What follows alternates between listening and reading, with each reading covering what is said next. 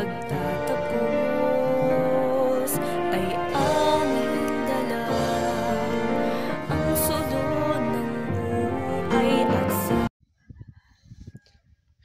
Dito na tayo guys sa itaas ng bundok. Ay Diyos ko. Nakakapagod pala mag-akyat dito sa itaas ng bundok ko. O dito na ako guys.